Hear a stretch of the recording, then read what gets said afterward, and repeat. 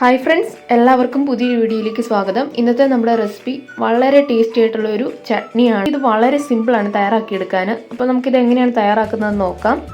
അപ്പോൾ അതിനു വേണ്ടി ഞാനിവിടെ ഒരു പാനിലേക്ക് ആദ്യം തന്നെ കുറച്ച് വെളിച്ചെണ്ണയാണ് ഒഴിച്ചു കൊടുക്കുന്നത്. പിന്നെ ഇതിലേക്ക് ഒരു 4 വലിയ വെളുത്തുള്ളി ചേർത്ത് കൊടുക്കുന്നുണ്ട്. നിങ്ങൾ എടുക്കുന്നത് ചെറുതാണെങ്കിൽ ഒരു 6 എണ്ണമൊക്കെ എടുക്കാം. ഞാനിപ്പം വലുതാണ് എടുത്തിരിക്കുന്നത്. പിന്നെ അത് ചെറുതായിട്ടൊന്ന് വാടി വരുന്ന സമയത്ത് ഇതിലേക്കൊരു 3 വറ്റൽമുളക് ചേർത്ത് കൊടുക്കുന്നുണ്ട്. വറ്റൽമുളക് നമ്മൾ ചേർത്ത് കൊടുക്കുമ്പോൾ ഓരോരുത്തരുടെ എരിവിനനുസരിച്ച് ചേർത്ത് കൊടുക്കാം. കൂടുതൽ വേണ്ടവർക്ക് കൂടുതൽ ചേർത്ത് കൊടുക്കാം. അതൊന്ന് വാടി വരുമ്പോൾ ഇതിലേക്ക് ഞാൻ ചെറിയ ഉള്ളി ഒരു 5 എണ്ണമാണ് ചേർത്ത് കൊടുക്കുന്നത്. വലിയ ഉള്ളിയാണിത്, അതുകൊണ്ടാണ് 5 എണ്ണം. നിങ്ങളെടുക്കുന്ന ചെറിയ ഉള്ളിയാണെങ്കിൽ ഒരു 8 എണ്ണം 9 എണ്ണമൊക്കെ എടുക്കാവുന്നതാണ്. ചെറിയ ഉള്ളി തന്നെ ചേർത്ത് കൊടുക്കുമ്പോഴാണ് ഈ ഒരു ചട്നിക്ക് കൂടുതൽ ടേസ്റ്റ് കിട്ടുന്നത്. നിങ്ങൾക്ക് വേണമെങ്കിൽ സവാളയും ചേർത്ത് കൊടുക്കാം. അപ്പോൾ ഇത് നന്നായിട്ടൊന്ന് വഴന്നൊന്ന് ഒരു കളറൊക്കെ ചേഞ്ച് ചെയ്തിട്ട് വരണം. ഇപ്പോൾ ഇത് നന്നായിട്ടൊന്ന് മൂത്ത് വന്നിട്ടുണ്ട്. ഇതിലേക്ക് ഇനി 2 തക്കാളി, ഇതുപോലെ ഒരു മീഡിയം സൈസുള്ള 2 തക്കാളി ഇതുപോലെ ചെറുതായിട്ട് കട്ട് ചെയ്താണ് ചേർത്ത് കൊടുക്കുന്നത്.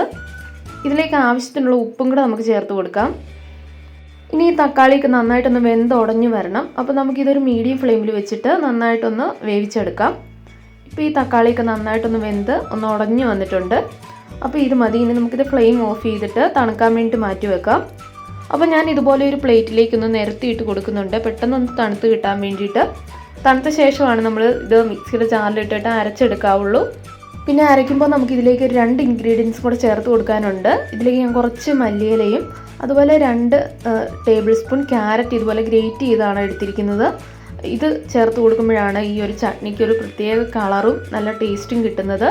അപ്പോൾ നമ്മളിത് വേണമെങ്കിൽ കട്ട് ചെയ്ത് ചേർത്ത് കൊടുക്കാം. അപ്പോൾ അരഞ്ഞ് കിട്ടാൻ വളരെ എളുപ്പമായിരിക്കും ഇതുപോലെ ഗ്രേറ്റ് ചെയ്ത് ചേർത്ത് കൊടുക്കുകയാണെങ്കിൽ. അപ്പോൾ ഇതുപോലെ നന്നായിട്ടൊന്ന് അരച്ചെടുത്തിട്ടുണ്ട്. നമ്മളിത് ഒട്ടും വെള്ളം ഒന്നും ചേർക്കാതെ വേണം അരച്ചെടുക്കാൻ. വെള്ളം ചേർത്ത് കഴിഞ്ഞാൽ ഈ ഒരു ചട്നിയുടെ ടേസ്റ്റ് മാറിപ്പോകും. അപ്പോൾ ഇതുപോലെ കുറച്ച് കുറുകിയിട്ടുള്ള ഒരു പരുവത്തിനാണ് നമുക്ക് കിട്ടുന്നത്. ഇനി ഒരു പാനിലേക്ക് കുറച്ച് മാത്രം വെളിച്ചെണ്ണ ഒഴിച്ചു കൊടുക്കുന്നുണ്ട്. അതിലേക്ക് ഒരു 1/2 ടീസ്പൂൺ കടുകും കൂടി ഇട്ടൊന്ന് പൊട്ടിച്ചെടുക്കാം. കടുകൊന്ന് പൊട്ടി വരുമ്പോൾ അതിലേക്ക് ഒരു വറ്റൽമുളകും കൂടി ഒന്ന് കട്ട് ചെയ്ത് ഇട്ട് കൊടുക്കുന്നുണ്ട്. കറിവേപ്പില നിങ്ങൾക്ക് ചേർത്ത് കൊടുക്കാം. ഇപ്പോൾ എൻ്റെ കയ്യിൽ ഇല്ലാത്തതുകൊണ്ട് ഞാൻ ചേർത്ത് കൊടുക്കുന്നില്ല. ഇനി നമുക്ക് നമ്മൾ അരച്ച് വെച്ചിരിക്കുന്ന ആ ഒരു ചട്നി ചേർത്ത് കൊടുക്കാം. എന്നിട്ട് നന്നായിട്ടൊന്ന് മിക്സ് ആക്കി കൊടുക്കാം.